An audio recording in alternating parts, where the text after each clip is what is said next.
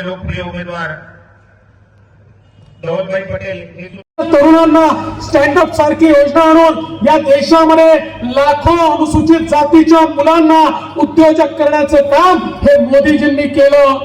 आणि त्यासोबत आमच्या आदिवासी समाजाकरता जनमन सारखी योजना आणली। 24,000 कोटी रुपये आदिवासी समाजाकरता मोदीजींनी दिले। आणि या ठिकाणी आदिवासी वाड्या असतील, वस्त्या असतील, पाडे असतील, गावं असतील, त्या ठिकाणी सर्व प्रकारच्या सोयी करत आमच्या आदिवासींना प्रशिक्षित करून आणि त्या ठिकाणी त्यांना वित्तीय सहायता देऊन त्यांना गरिबीतनं बाहेर काढत आमच्या आदिवासींचं उत्थान झाला पाहिजे याकरता 24,000 कोटी रुपये देणारे आपले पंतप्रधान नरेंद्र मोदी आहेत। बंधू भगिनींनो, या भारतामध्ये इतक्या वर्षानंतर पहिल्यांदा आमच्या एका आदिवासी भगिनीला देशाचं राष्ट्रपती द्रौपदी मुर्मूजींना देशाचं राष्ट्रपती करण्याचं काम जर कोणी केलं असेल तर ते नरेंद्र मोदींनी केलं आहे। आज आपण पाहू शकतो आमचे मासेमारी करणारे जे लोक आहेत त्यांचा कधी विचार कुठल्या पंतप्रधानांनी केला नव्हता। या ठिकाणी आमच्या कोळी बांधवांकरता नील क्रांती सारखी योजना मोदीजींनी आणली आणि या योजनेच्या अंतर्गत नवीन जेटी तयार करण्याचा विषय असेल, नवीन बोटी देण्याचा विषय असेल, नवीन फिशिंग हार्बर तयार करण्याचा विषय असेल, या ठिकाणी 2014 ते 2024 मध्ये सर्वात जास्त जेटी, सर्वात जास्त फिशिंग बोटी, सर्वात जास्त फिशिंग हार्बर या महाराष्ट्रात तयार करण्याचं काम हे मोदीजींच्या नेतृत्वात या ठिकाणी झालं आहे। आणि यासोबत मोठ्या प्रमाणात मत्स्य दुष्काळ कसा दूर करता येईल याची उपाययोजना मोदीजींनी केली। आणि आमच्या या ठिकाणी व्यवसाय करणारे जे कोळी बांधव आहेत यांना देखील त्या ठिकाणी सुलभ लोन मिळालं पाहिजे, त्याला शेतीचा दर्जा मिळाला पाहिजे, त्याकरता वेगळं मंत्रालय झालं पाहिजे। हे सगळं करण्याचं काम खऱ्या अर्थानं आमच्या मोदीजींनी केलं। आज अनेक लोक येतात आणि खोटं बोलतात।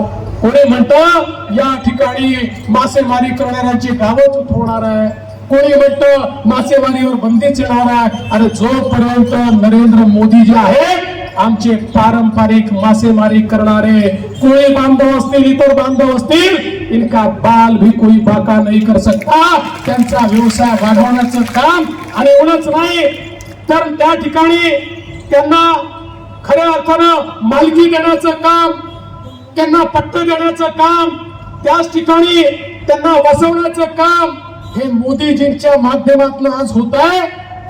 भविष्यातही कोणी त्यांना हलवू शकणार नाही अशा प्रकारचे त्यांचे कागदपत्र आणि डॉक्युमेंट आज मोदीजींच्या माध्यमातून या ठिकाणी तयार होत आहेत। आणि म्हणून बंधू भगिनींनो, मोठ्या प्रमाणात समाजातल्या प्रत्येक घटकाला फायदा देण्याचं काम मोदीजींच्या माध्यमातून या ठिकाणी झालं। आज आपण पाहू शकतो आमचे जे सिनियर सिटीजन असतील, एकीकडे 5 लाखापर्यंतचा इलाज तर मोफत केलाच, पण आमच्या 70 वर्षाच्या वरच्या लोकांना कुठली अट न ठेवता त्या ठिकाणी मोदीजींनी आता सगळ्या प्रकारचे उपचार मोफत केले आहेत। त्यांना कोणाला डायबिटीसच्या गोळ्या लागतात, कोणाला हायपरटेन्शनच्या गोळ्या लागतात, कोणाला सातत्याने मेडिकेशन लागतं, कोणाला इंजेक्शन लागतं, कोणाला ऑपरेशन लागतं। आता या सगळ्या गोष्टी मोदीजी मोफत देणार आहे। एक पैसा त्यांचा खर्च करण्याची आवश्यकता या ठिकाणी पडणार नाही। आयुष्यमान भारत योजनेच्या अंतर्गत आता जे आभा कार्ड आपल्याला मिळत आहे, आतापर्यंत आपलं कार्ड हे फक्त महाराष्ट्रात चालायचं, आता मोदीजींनी वन नेशन वन कार्ड केलेलं आहे। आता जे आभा कार्ड आपल्याला मिळत आहे, गुजरात मध्ये जा का मध्य प्रदेश मध्ये जा का दिल्लीला जा, कुठल्याही हॉस्पिटलमध्ये मोदीजींची गॅरंटी, मोदीजींचं कार्ड चालणार आहे हे मोदीजींनी या ठिकाणी करून दाखवलं आहे। बंधू भगिनींनो, एवढंच नाही तर आज आपण पाहू शकतो या ठिकाणी मोठ्या प्रमाणात सामान्य माणसाला दिलासा देण्याचं काम मोदीजी करतायत। आता प्रधानमंत्री सूर्यघर योजना मोदीजींनी आणली आणि या योजनेच्या अंतर्गत या ठिकाणी 1 कोटी लोकांनी ऑलरेडी फायदा घेतलाय। या योजनेच्या अंतर्गत प्रत्येकाच्या घरावर केंद्र सरकार सोलर पॅनल त्या ठिकाणी लावणार आहे आणि त्या सोलर पॅनलच्या माध्यमातून 300 युनिट पर्यंतची वीज ही मोफत मिळणार आहे आणि उरलेली वीज ही सरकारला विकता येणार आहे. म्हणजे त्या ठिकाणी मोफत वीज तर मिळणारच आहे, पण सामान्य माणसाला त्या ठिकाणी खऱ्या अर्थानं मोठ्या प्रमाणात फायदा होणार आहे. बंधू भगिनींनो, हा देश बदलण्याचं काम मोदीजी करतायत. मगाशी भरत सांगत होता, आपल्या इथले अनेक प्रश्न त्यांनी ठेवले, विशेषतः DCRचा प्रश्न या ठिकाणी ठेवला. मला सांगितलं पाहिजे की या ठिकाणी खऱ्या अर्थानं जो काही आपला किनारपट्टीचा आराखडा होता, अनेक वर्षापासून तो तयार होत नव्हता, म्हणून या ठिकाणी हा DCR तुमच्याकडे लागू होऊ शकत नव्हता.